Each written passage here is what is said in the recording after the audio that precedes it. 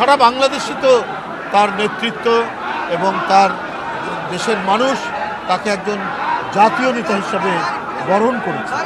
উনি যে কোনো জায়গা থেকেই উনি দাঁড়াতে পারেন।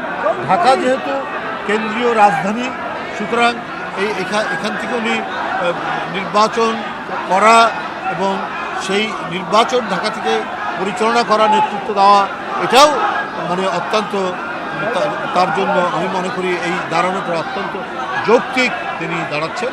আর বগুড়াতে উনি দাঁড়াতেই পারেন। আপনারা জানেন এখানে শহীদ জিয়ার মানে তার জন্মভূমি, দেশনেত্রী বেগম খালেদা জিয়া তার হচ্ছে স্বামীর বাড়ি, সেখান থেকে বহুবার তিনি জিতেছেন।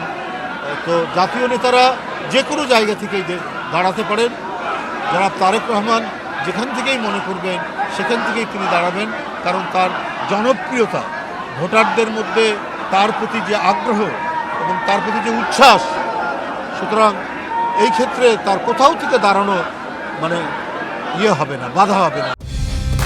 কালার এক্সপার্ট, জর্জ স্যাপ এবং মাইল্ড অন হ্যান্ডস টেকনোলজি সমৃদ্ধ অরিক্স ক্রিস্টাল ওয়াশ আপনার লন্ড্রি এক্সপার্ট।